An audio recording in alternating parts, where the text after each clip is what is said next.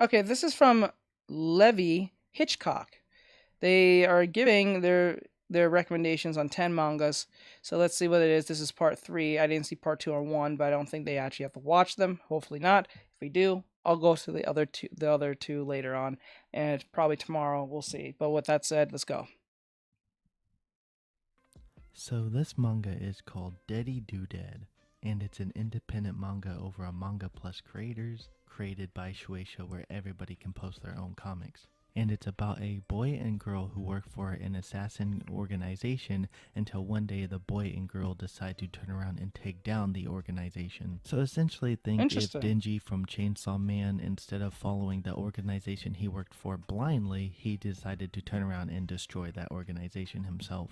But what I want to mention about this series is that the art style does kind of remind me a bit of Jujutsu Kaisen, and also a little bit of the world building, and by that I mean just a little bit. Because if you go into this story thinking that this is some sort of JJK slash Chainsaw Man ripoff, you're sadly mistaken. I was actually extremely impressed at how original this series was taking this style of concept, because again it is one of those like darker shonen, so you can see some influence, and I was really impressed with how character driven the story is. Obviously, being somebody whose favorite author is Inio Asano, I love character driven stories. And the manga only currently has 10 chapters out of the recording of this video, and I'm thoroughly impressed already. What I really like is the feeling that I get from the author, and what I mean by that is even though it's so early on in the story, it really does feel like the author has something so much bigger planned. Like every chapter, it feels like the author knows exactly where this story is going, which I feel like is something that I do not feel about a lot of manga when they start out. And while everybody else is praising Kagurabachi for being the next big thing, I'm gonna throw my hand up and say I actually think that this manga is gonna be the next big thing. And when I say next big thing, I don't mean that as far as like mainstream popularity. I'm just talking about the quality of the next dark shonen battle manga. Mainly because this doesn't have the big initial push by Shonen Jump as the other ones do. Not to put Kagurabachi down, but honestly, what this manga has done in only 10 chapters, for me as a reader, it's done more than Kagurabachi has done in 20. However, Shonen Jump did recognize this manga and published the very first chapter within the lineup of Jump Plus. So yeah, even Shueisha has seen that this is probably something special. And so if that's not incentive for you to drop everything you're doing right now and go read this manga, well, let me tell you that this chick has her nipples pierced. So Oh, okay. yeah, Okay. there's Whoa. that. Whoa. Hello. Let's. Whoa. What is happening? It has seen that this is probably something special. And so if that's not incentive Midoriya, for yes. you to drop everything you're doing right now and go read this manga, well, let me tell you that this chick has her nipples pierced. Mm. So yeah, there's that. Mm. So my friend sent me this video this morning. College girls. I wish I could zoom in on that ass. Darth Goricorn. But that has That nothing to do came with way today. out of We're left gonna be field, talking lol. about Yeah, that was horror really left field. I movies. didn't see that coming. Albry. I think I'm saying it Albry. Am I saying that right? Am I saying your name right? Albry? Abri? Abril? Abril? Abril? Abril? Abril? Abril? I think it's Abril. Baby Lane, Baby Main be Babyl. Oh my god, Babylomania. Why can't they just like call it something normal? So the story starts off with Ryaga Midoriya Samurai. Alice, not the I one was from gonna One ask Punch Man. until I saw the Oh my hair. god! But this girl is stuck in a room. Yeah, A I'm doing room an number Midoriya. There's 331. for those who don't know, the reason I'm drawing Midoriya, not some sexy anime chick, is because uh my mod told me that there's something going on with My Hero Academia, some type of trend. So I'm doing the trend. I'm doing the drawing of both Midoriya and Bakugo smiling or something. Something about getting praise from All Might. So it's a panel, so I'm doing it right now. So And from what I've gotten from this manga, it's almost like she has died, and this is kind of her room in hell, if you will. And so she ends up getting confronted by a serpent that kind of looks like Kermit the Frog if he got hit by a truck. And he actually gives her some sort of ultimatum.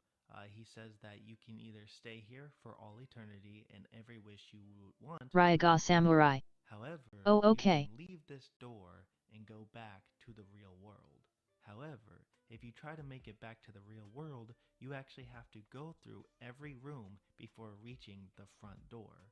And again, her room is 431, meaning she's going to have to walk through 400 different rooms before she actually gets to the front door to go back to the real world. But what's so interesting about this manga is the fact that every room you meet a new person because it's their room. And it's so interesting to kind of see how each person deals with this level of solitude. Like, there's this one guy who keeps reliving the sins that he has caused upon others, while other people live in their own fictional fantasy of what a perfect heaven would be like, even though technically they're more likely in hell. And the twist to all of this Raiga is not Samurai. only does elements Sounds of interesting, Goku play NGL. in, Yeah, it but sounds each interesting room nonetheless. It's different. I don't think of like a battle manga. It's more like a seinen. that she goes through, her body is rotting away, slowly transforming into what I would only know as, I don't know, whatever the eclipse in Berserk was, is essentially what she is slowly turning into. Now, this is actually a completed manga with only 12 chapters, so I could totally see this getting a movie someday, and if they do, part of me kind of wants it to stay black and white. I don't know, it just kind of adds to the grittiness or the horror aspect to the overall tone for the story. And trust me, by the time you get to the end of this, you'll be saying,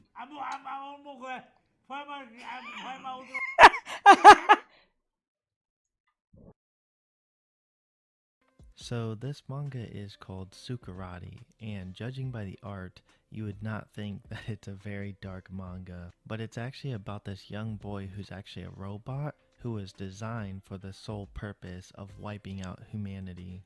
But the part that makes this series pretty dark is that every time he interacts with somebody, he ends up befriending them. He's not an evil robot. In fact, he doesn't even know why he was created. He just knows that it was for the purpose of killing every human he comes in contact with. This is a crucifixion. And it's pretty sad because some of the people he comes across with are genuinely good people and honestly have no real reason to die. First things first, I do not care. Like, for example, the first person he meets is a girl named Gabby who loves plants. And I love the whole conversation they have with plants because it's almost like a metaphor. Because, of course, plants bloom and then eventually die. But the particular thing about Gabby is that she actually cannot die. She was blessed by being immortal. And I won't get too much into it, cursed? but I will say that the robot does overcome this and find a way to take her out. But the way he does it is in the most gentlest and peaceful way. Alright, take a deep breath inside profile. Take a deep breath in and deep breath in, deep breath in and To the point when Gabby does die, she actually thanks the robot. So it almost gives you like a somber feeling that something like Inio Sano's works kind of would do, where it's almost like this sense of emptiness. And I think that's what makes this manga really interesting, because when you think about a robot that's going around killing everybody in existence, you automatically deter that robot as being evil, when that's surely not the case. And the saddest part about this is that the robot actually has human emotions, and so he understands that by every person he kills, that's just one more thing that's gonna make him just that much more lonelier in life. To the point where he comes to terms that he realizes someday he's not going to have anybody to have a single conversation with.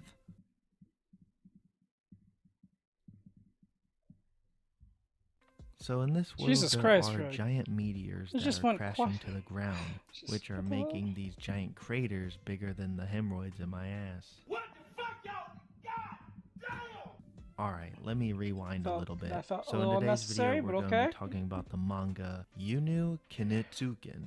I really hope there's an English translation for this title, but that's the name we're given so far. So the premise of this manga is essentially the end of the world. And during the end of the world, we follow our main protagonist, Maki, and I believe she's just a high school girl, just living out her days in this apocalyptic world, until she meets a mysterious man with superpower. Raiga Samurai. Because every manga just TMI. has to have them. But it's a good thing he does have them, because it's not just Yeah, it's too meteors much. that are destroying the Earth. It's pretty much like these giant monsters. And essentially his power is to summon a Gundam. Basically, that's pretty much everyone's powers in this world, is they can summon Gundam like their Pokemon. And yeah, that's how they take care of these giant monsters. So it's pretty much giant monsters versus Gundams. I can tell you right now, this manga definitely has a lot of just absolutely epic battles. And I'm always a fan of the female and male protagonist duo type of deal. Something like Dandadan or maybe Kaiju number 8 somewhat. But that's definitely the dynamic that this manga has. Also, something that I do want to point out that I really enjoyed about this manga is the fact that it's not really taking place in a post-apocalyptic world. I feel like a lot of series with this sort of premise usually do, and I just feel like we see that all the time. Whereas this kind of takes place like during the apocalypse. Like it hasn't happened yet, and society is still functioning as normal. People still do normal things and have normal jobs. It's just that the world is slowly ending. I don't know if you've ever read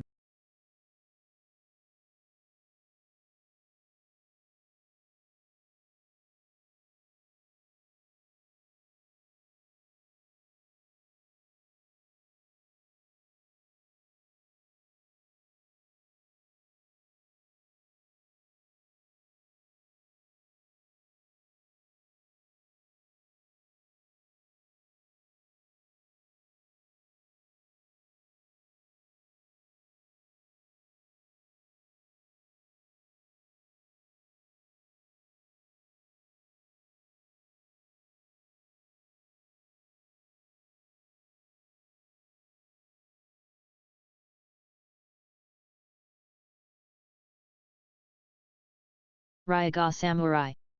Teach, are you talking? Oh, stop. I'm sorry about that. My bad. So is there like a I was wondering if there is an anime, maybe I'm not thinking of it, but is there an anime where there's no, not post apocalyptic, a apocalyptic event already happened. Humans already went through their bullshit and it's taking place at the height of humanity being built. Should I do Bakugo or Deku 2? I was gonna do them both, to be honest. That sounds weird. I was gonna draw them both.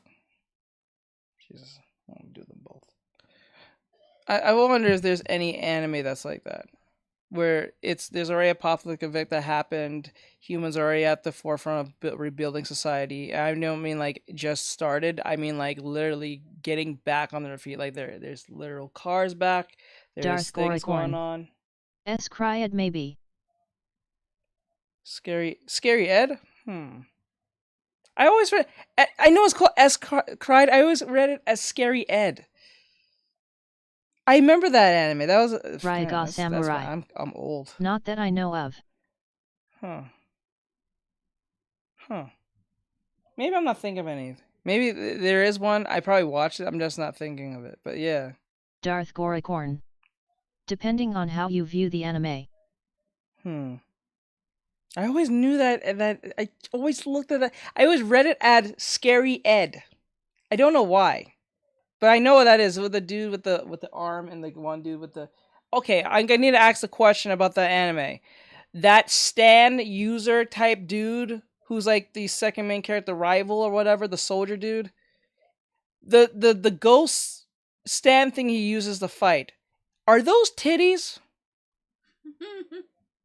You know what I'm talking about. The purple thing. Is that titties? Because it's hard not to like look at it and be like, I can't tell those are breasts or not. It's been bugging me for the longest while. Darth Goricorn. I need to go rewatch it now. It bothers me so much. I keep thinking, is it a female? But I remember it had its Darth own awakening. BRB, I'm googling it. Okay, because I know it had like awakening and it grew arms, but I'm like, is it a female? Is it? Is that a gender thing? I'm not sure. The manga The Last Sayuki. It was a manga that ran in Shonen Jump for a little while, but then unfortunately got canceled after like 20 or so chapters. And it was like a similar premise where the world was ending, but it wasn't like a post-apocalyptic world. It was more of the world was like currently ending, and we get to see it in real time as it's ending. So that's essentially like what this manga is like. So if you like something like The Last Sayuki, then I think you're really gonna like this as well. Also, I do gotta point out that there is a fair amount of fan service in this manga, so Darth there you Goricorn. go. They Essentially, kind I'm of are. saying if you like tits, Okay. ass, and action, you're gonna. Okay. I always wondered that. Thank you. Essentially, I'm Carries saying if mine you from like many, tits, many ass, years and ago, action, you're There's gonna some love this big. manga. Oh my god, there's some titties. Essentially, I'm saying if you like tits, Oh my god, those are tits Sayel could be proud of. ass, and action, you're gonna love this manga. Kyle, I mean. Jesus Christ. Dude, what's with the So abrupt today like we're going to be talking whatever. about the romance series Strobe Edge, which revolves around a high school girl named Niniko, and she's never experienced love before until she meets two boys and has to decipher between the two. Ren, who is a mysterious pretty boy who actually turns down pretty much every girl who asks him out, and Daiki, a really nice boy that she's actually been friends with since they were little kids.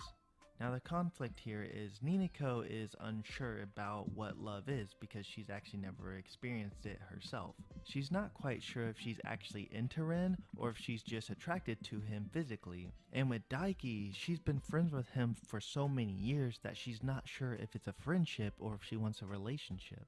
Now when I first got into the series, I kind of felt like Ren was going to be like the cool guy, sort of like jerk or bully to Daiki, but that's actually not the case at all, because there's actually this one scene where Niniko actually drops her phone, and there was a little strawberry keychain attached to it. Ren accidentally steps on it and breaks it, but later on you find out that he actually bought her a new one. So essentially both Ren and Daiki are very good guys. And there's two things I really like about this series so far. One, it's a rom-com from the perspective of the girl, and I feel like majority of rom-coms are from the perspective of the guy. So it's really cool to get like this inner dialogue of Niniko and like her thoughts on like which boy she wants to choose. And the second thing I like about this manga is that so far it doesn't seem to really have any like edginess, which is definitely a fresh of breath air considering like 99% of rom-coms incentive of just like throwing fan service right into your eyeballs. Damn, I tell you something. You probably are fun at parties. Jesus Christ. So if you're looking for like a genuinely wholesome rom-com that isn't all like, Oh, nice tits. I mean, shot, nice shot. then I think What? That's funny. What's wrong with that? That's funny. Whatever. Strobe Edge is definitely for you. On top of all of that, I do want to talk about the art, as I feel like the characters are very expressive, and I just think that the author's art style really fits the rom-com style.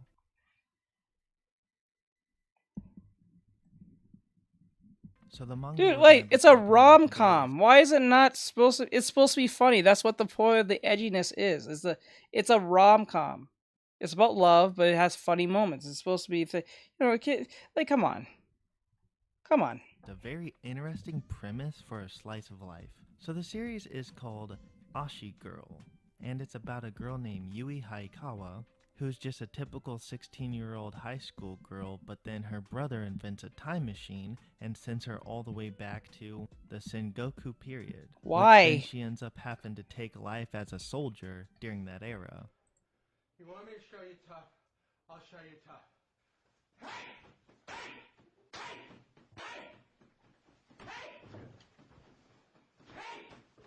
Which I think Damn, is like bro. such a unique idea for a slice of life, especially for a high school girl, because I feel like majority of the times it takes place in like the modern times. So even though you do get a handful of typical slice of life tropes, it doesn't really feel stale at all, honestly.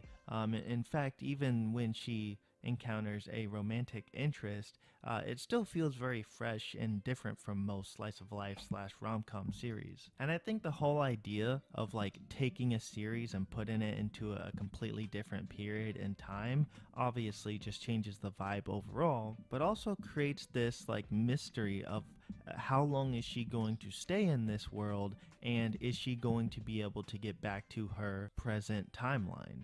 Or is this series going to take a completely different approach and she's actually going to use the time machine multiple times and go to multiple different eras? But even though this is a slice of life manga, it actually has like this sense of danger, right? Because you're not really sure exactly where the story is going to go from here. Because at any moment she could be a prisoner or even sent to war, as well as trying to adjust her lifestyle to fit the lifestyle of that era. Especially considering the fact that on her very first day, she almost ate a poisonous mushroom and died.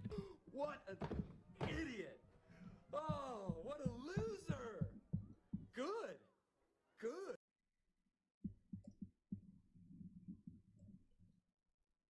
So today we're going to be talking about the manga Shugo Chara. It's a rom-com series with a very cutesy art style, and if you're a fan of shoujo manga, I think you're really going to like this one. So the main character starts out as pretty much every typical rom-com main character, where she is a typical high school girl where of course she's gonna have a crush on a guy. And due to her being a typical rom-com main character, of course she's way too shy to ever admit it. However, that's when the series takes a twist that I very much liked. So essentially, because she's so shy, she actually doesn't exactly know who she is as a person.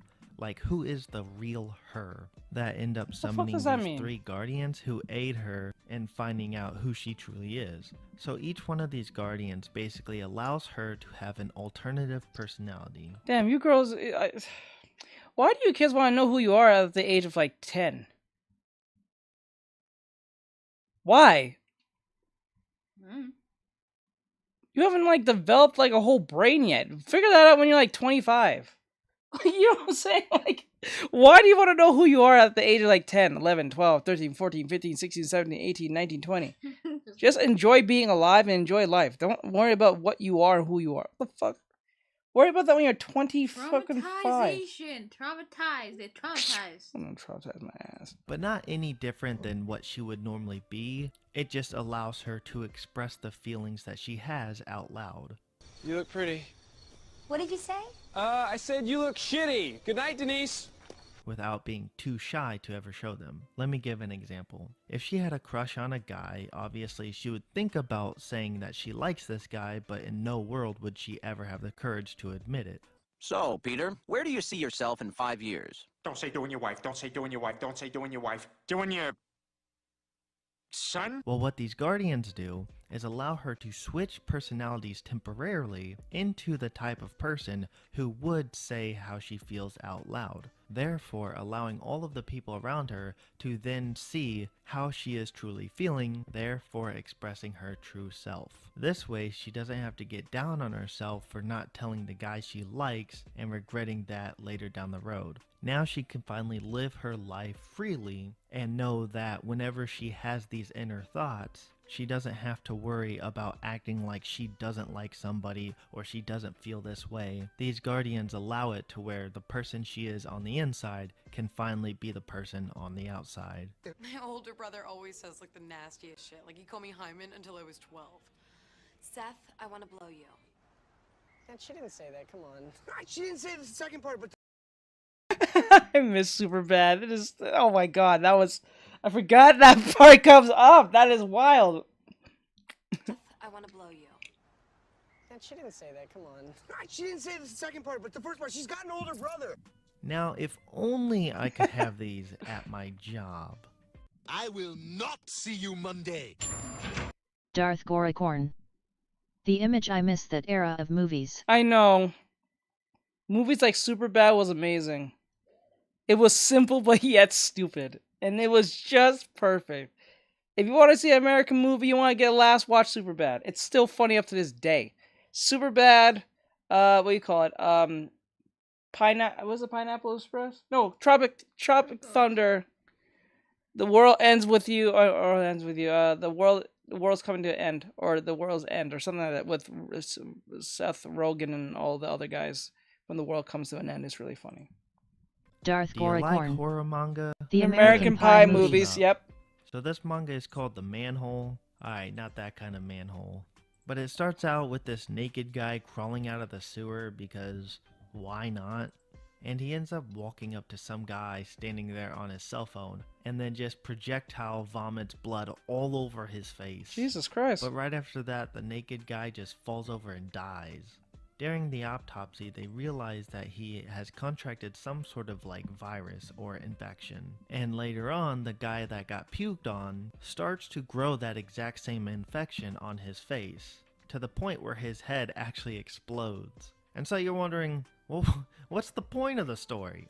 Well, essentially it's about these detectives coming together to figure this out. What is this infection? Where did it come from? And how fast is it spreading? Now, from what I gathered from this series, it seems like it's some sort of like parasite, or it could be some sort of like alien infection. All I know is it's a little creepy for my tasting, so I'm not quite sure if I'm going to continue this. I don't know, maybe sometime in the future, but man, this was me when I was reading it.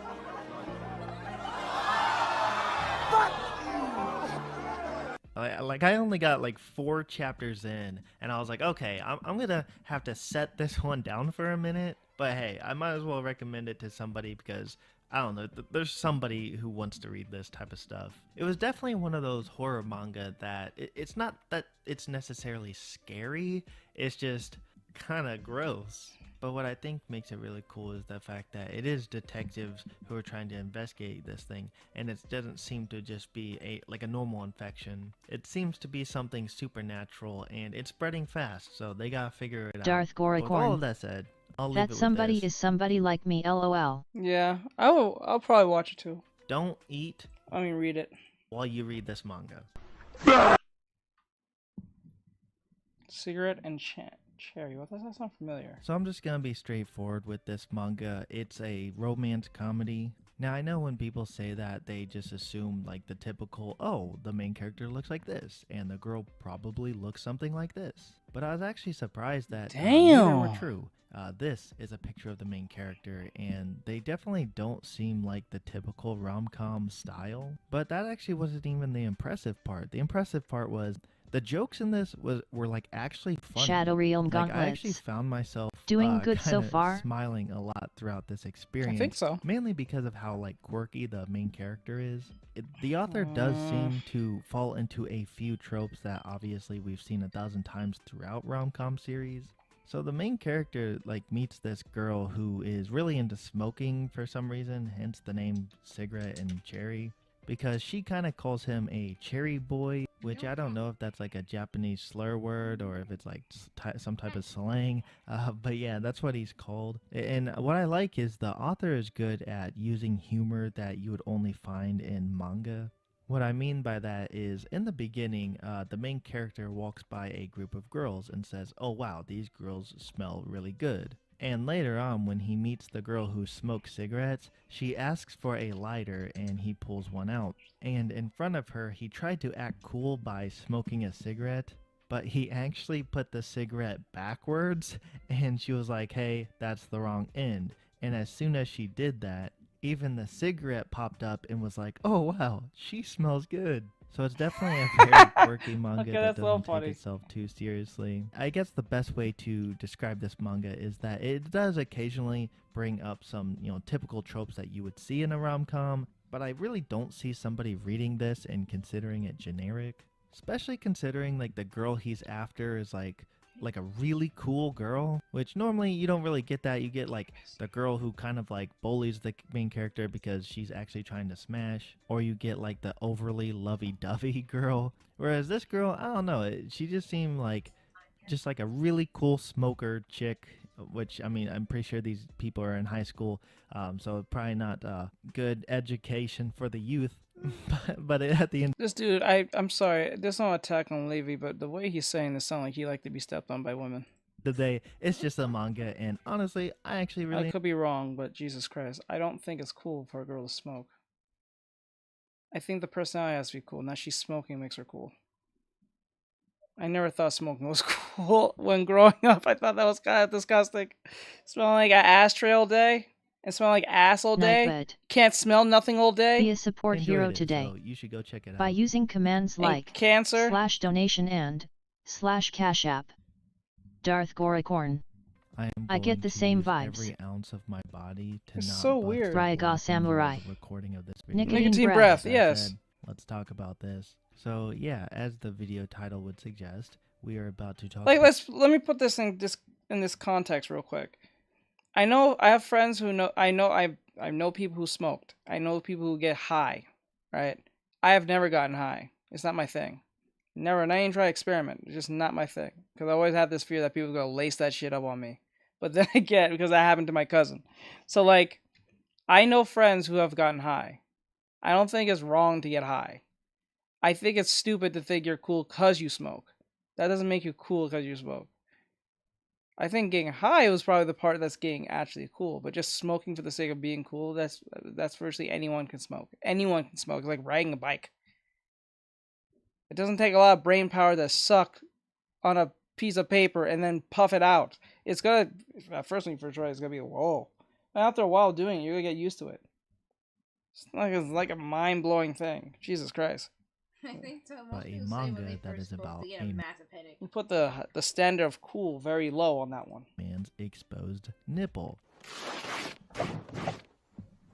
Yo. Darth Goricorn. It's why I only get stuff from friends I trust and never from randoms. Yeah. This is a dude who he just met. You don't know if she's crazy. The fuck? And he's trying to smoke with a girl he don't know. And they look like an idiot. This movie is amazing. And the title of such work is How I Stalked Some Dude with an Exposed Nipple and Stumbled Upon the Zenithan Sword. That's and the yeah, it's whole one of those title? times where a manga will just have like an extremely long title for no reason. That's the and title? Honestly, the title pretty much tells you exactly what the If I manga read is to going to you, be it's about. wild. So it's like, do you really need to read it? And with this one, I would say, yeah, you do actually really need to read it. So I was doing a little bit of research, and apparently this manga is actually a spin-off off of Dragon Quest. I was never really too much into Dragon Quest, so I don't know how a man's exposed nipple has anything to do with a quest or a dragon. But as comical as this series is, I will definitely say the artwork is very good.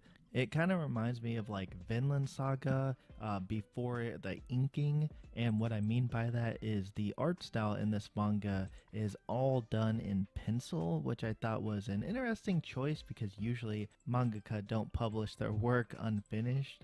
But I think if this was simply just to serve as a comedy side manga, then I guess, it totally works. As long as the artwork looks really good, I don't think people really care these days if it's like technically done in pencil or if you ink over it. Which really makes me wonder if like mangaka, let's say in like Shonen Jump for example, if they stopped inking their pages and they just put out the penciled version, would the audience really care? Because this is like one of the first times I was actually maybe? like really enjoying a manga, and honestly like it being unfinished technically, I actually didn't care. In fact, I actually thought it was like kind of a cool aesthetic to give. No, the only reason you don't care is because it's different for the time being. But if they all didn't ink it, the color will fade easily.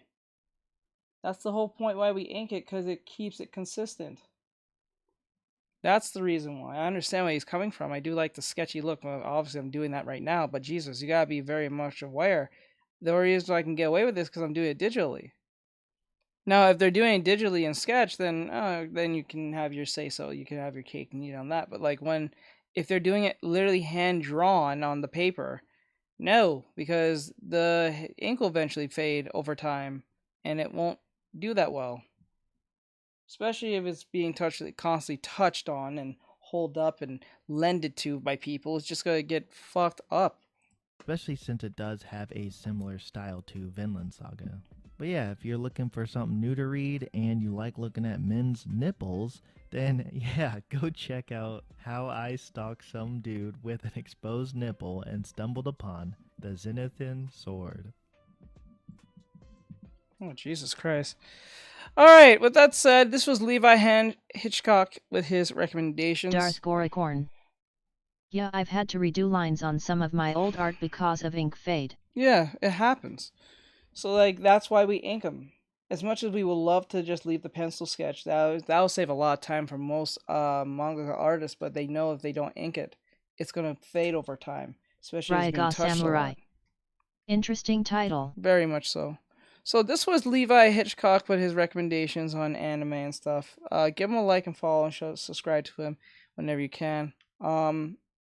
Just to be clear, the comments I make against this man or individual isn't a hate. It's just my observation. It doesn't make it any more accurate than me just watching. So like, just because I think he might like getting kicked in the balls by women in Comic-Con doesn't make it true. That's just the vibe I'm getting. I could be totally wrong. Could be a really cool dude. I don't know him, but then again, I do wish him the best with his artwork, with his videos, and I will do more of his videos in the future.